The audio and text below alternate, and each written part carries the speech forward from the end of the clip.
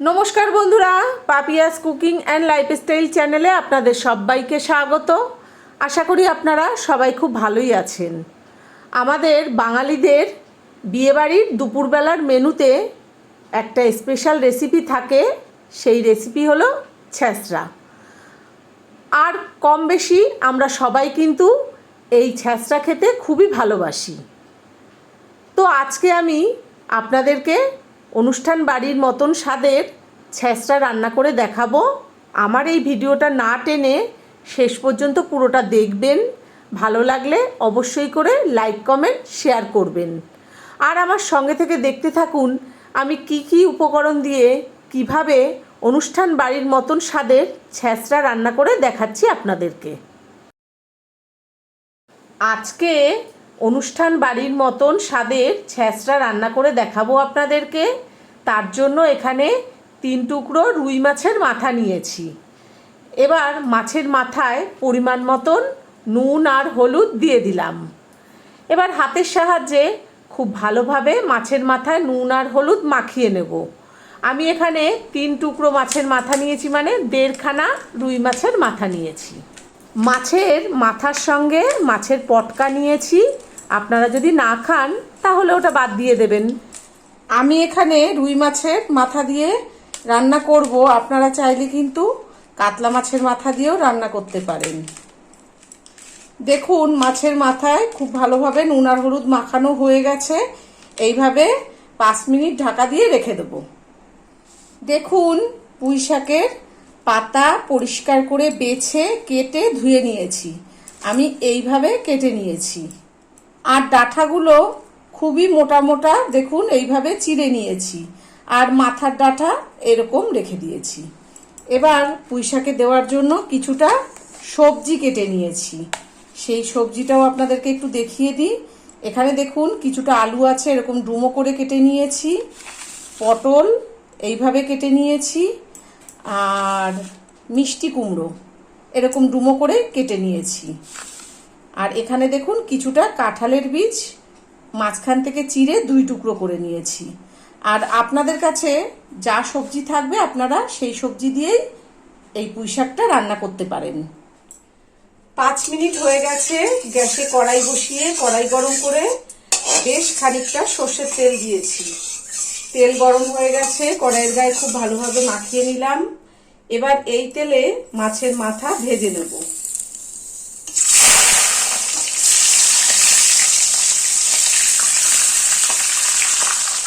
গ্যাসের ফ্লেম লোতে রেখে মাছের মাথা উল্টে পাল্টে বেশ লাল লাল করে ভেজে নেব। মাছের মাথা ভাজার সময় গ্যাসের ফ্লেম কিন্তু একদমই বাড়াবেন না, তাহলে ওপরে ভাজা হয়ে যাবে, ভেতরটা কিন্তু ভালো ভাজা হবে না, খেতে ভালো লাগবে না, আষ্টে গন্ধ বেরোবে। মাছের মাথা খুব ভালোভাবে ভেজে নিয়ে পুঁই শাক রান্না করবেন, দেখবেন খেতে ভালো লাগবে, কোনো আষ্টে গন্ধও বেরোবে না। দেখুন বন্ধুরা মাছের মাথা কিন্তু বেশ লাল লাল কড়া করে ভেজে নিয়েছি। এবার এই মাছের মাথা দুটো তেল থেকে তুলে নেব।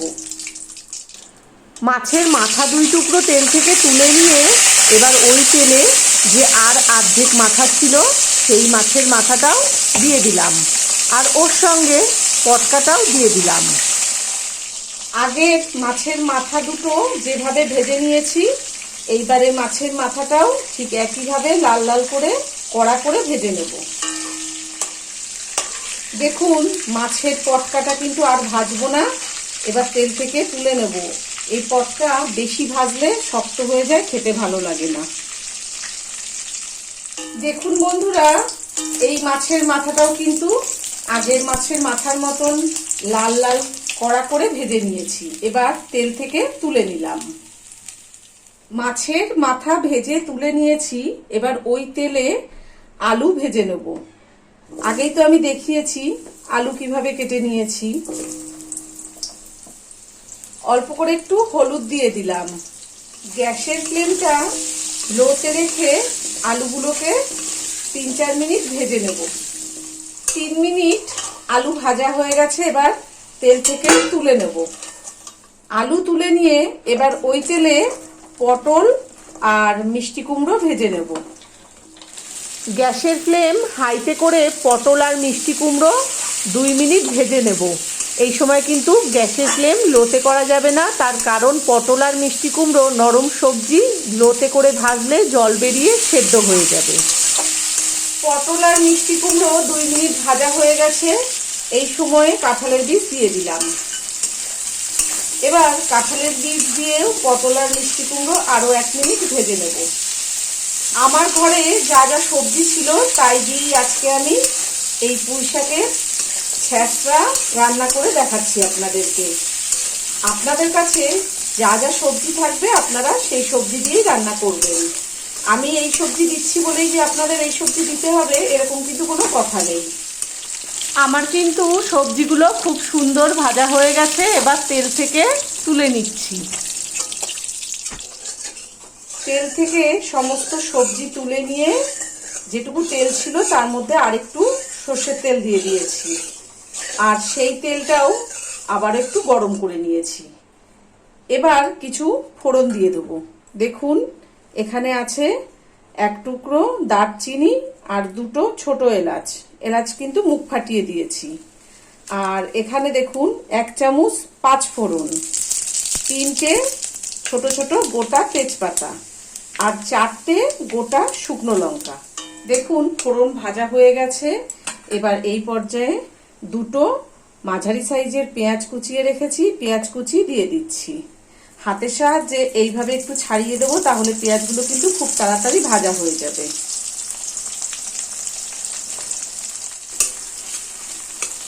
গ্যাসের ফ্লেম মিডিয়ামে দিয়ে পেঁয়াজগুলোকে হালকা লাল লাল করে ভেজে নেব। দেখুন পেঁয়াজ কিন্তু হালকা লাল লাল করে ভাজা হয়ে গেছে। এবার এই পর্যায়ে কিছু গুঁড়ো মশলা দেব। 1 চামচ জিরের গুঁড়ো দিলাম, 1 চামচ ধনের গুঁড়ো দিলাম। আমরা যেমন ঝাল খাই সেই স্বাদ অনুযায়ী শুকনো লঙ্কার গুঁড়ো দিলাম। 1 চামচ হলুদ দিলাম, 1 চামচ নুন দিলাম। সব মশলা পেঁয়াজের সঙ্গে খুব ভালোভাবে মিশিয়ে দিলাম। 1 চামচ আদা আর 1 চামচ রসুন বাটা দিয়ে দিলাম। বাটিটা ধুয়ে সামান্য একটু জল দিলাম। এবার আদা আর রসুন খুব ভালোভাবে মিশিয়ে দিচ্ছি। আদা বাটা রসুন বাটা খুব ভালোভাবে মশলার সঙ্গে মেশানো হয়ে গেছে। মিনিট খানিক কষিয়ে নেব। আদা বাটা রসুন বাটা দিয়ে মশলা 1 মিনিট কষানো হয়ে গেছে। এইবার এই পর্যায়ে আগে থেকে যে সবজিগুলো ভেজে রেখেছিলাম সেই সবজিগুলো দিয়ে দিচ্ছি। আগে থেকে যে মাছের মাথা ভেজে রেখেছিলাম, মাথাগুলোকে দেখুন আমি একটু ভেঙে দিয়েছি। এই মাছের মাথাও সবজির সঙ্গে দিয়ে দিচ্ছি। এবার এই সবজি আর মাছের মাথা সবকিছু 2-3 মিনিট একটু কষিয়ে নেব। মশলা, সবজি, মাছের মাথা সবকিছু 2-3 মিনিট কষানো হয়ে গেছে। এইবার আগে থেকে পুঁইশাকের ডাঁটা কেটে রেখেছিলাম সেই ডাঁটা দিয়ে দিলাম। এবার ডাঁটা এই মাছের মাথা, সবজি, মশলার সঙ্গে খুব ভালোভাবে মিশিয়ে দিচ্ছি। আর এখনো যারা আমার চ্যানেলটিকে সাবস্ক্রাইব করেননি তাদের কাছে আমার অনুরোধ রইল, আমার চ্যানেলটিকে অবশ্যই করে সাবস্ক্রাইব করবেন এবং পাশে থাকা বেল আইকনটি ক্লিক করে অল করে দেবেন, যাতে আমি যখন যা নিত্য নতুন ভিডিও ছাড়বো তার নোটিফিকেশন সবার প্রথমেই আপনাদের কাছে পৌঁছে যাবে। মশলা, ডাঁটা, মাছের মাথা সব কিন্তু খুব ভালোভাবে মেশানো হয়ে গেছে। এবার পুঁইশাকের পাতাগুলো দিয়ে দিচ্ছি। যেহেতু আমার কড়াইটা ছোট সেই জন্যে অল্প অল্প করে দিয়ে মিশিয়ে নিচ্ছি। আপনারা যদি বড় কড়াইতে রান্না করেন তাহলে একবারে বেশি করেই দিয়ে দিতে পারবেন, আর যদি অল্প রান্না করেন তাহলে তো অসুবিধা নেই। আমার যেহেতু অনেকটা রান্না হচ্ছে সেই জন্য আমার একটু অসুবিধা হচ্ছে। এবার পুঁইশাকের পাতাগুলো সবজি, ডাঁটা, মাছের মাথা সবকিছুর সঙ্গে ভালোভাবে মিশিয়ে দিচ্ছি।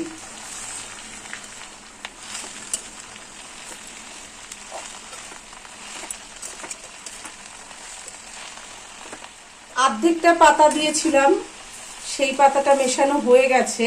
এবার বাকি অর্ধেকটা পাতা আবারও দিয়ে দিচ্ছি। এখন দেখে মনে হচ্ছে কতটা, পাতার থেকে জল বেরিয়ে গেলে তো অল্প একটু হয়ে যাবে। এবার এই পাতাও খুব ভালোভাবে এই সবজি ডাঁটার সঙ্গে ভালোভাবে মিশিয়ে দেবো। দেখুন বন্ধুরা, সবজি ডাঁটা পাতা সব খুব ভালোভাবে মেশানো হয়ে গেছে। এবার 2 চামচ চিনি দিয়ে দিলাম। মাছের মাথা ভেজে রেখেছিলাম, সেই বাটিটা ধুয়ে অল্প করে একটু জল দিয়ে দিলাম। 6টা কাঁচা লঙ্কা পুরো চিড়ে দিয়ে দিলাম। এবার চিনি, জল আর কাঁচা লঙ্কা এই শাক সবজির সঙ্গে খুব ভালোভাবে মিশিয়ে দিচ্ছি। আপনারা যখন রান্না করবেন নুন ঝাল মিষ্টি আপনাদের নিজেদের স্বাদ মতন দিয়ে রান্না করবেন। সবকিছু খুব ভালোভাবে মেশানো হয়ে গেছে। এবার 4-5 মিনিটের জন্য ঢেকে দিলাম, গ্যাসের ফ্লেম মিডিয়ামে করে দিয়ে। 4 মিনিট হয়ে গেছে, আমি এবার ঢাকাটা খুলে দিলাম। এই যে 4 মিনিট ঢাকা দিয়ে রেখেছিলাম, এই 4 মিনিটের মধ্যে আমি একবার ঢাকা খুলে একটু শাকসবজিগুলো উল্টে পাল্টে দিয়েছি। এবার পরিমাণ মতন নুন দিয়ে দিলাম। আমি প্রথমে নুন কিন্তু কম দিয়েছিলাম, তার কারণ প্রথমে নুন বেশি করে দিলে ডাঁটাগুলোর মধ্যে নুন ঢুকে নুন পোড়া হয়ে যায়, খেতে ভালো লাগে না। এবার পরিমাণ মতন হলুদ দিয়ে দিলাম। 4টে কাঁচা লঙ্কা মুখ ফাটিয়ে দিয়েছি, আবারও 4টে কাঁচা লঙ্কা পুরোটা চিড়ে দিয়েছি। এবার এই নুন, হলুদ আর কাঁচা লঙ্কা খুব ভালোভাবে মিশিয়ে দিচ্ছি। এইরকম লাস্টের দিকে একটু কাঁচা লঙ্কা চিড়ে দিলে বা মুখ ফাটিয়ে দিলে কাঁচা লঙ্কার কিন্তু সুন্দর গন্ধটা তরকারির মধ্যে থেকে যায়। প্রথম দিকে দিয়ে দিলে গন্ধটা নষ্ট হয়ে যায়।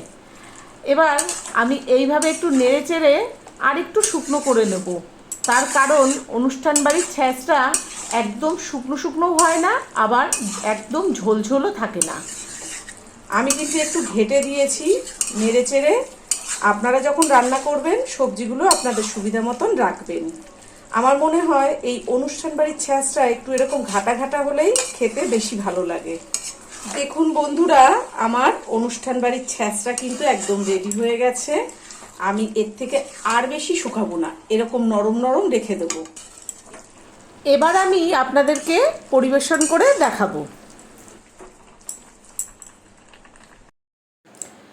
দেখুন বন্ধুরা, আমার অনুষ্ঠান বাড়ির মতন ছ্যাঁচড়া একদম রেডি হয়ে গেছে।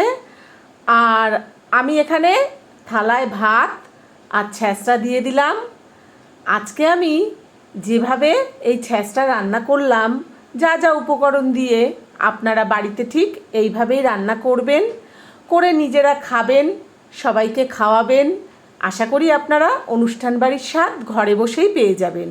দেখুন, যেমন আমার মেয়ে অনুষ্ঠান বাড়ির স্বাদ নিতে বসে গেছে।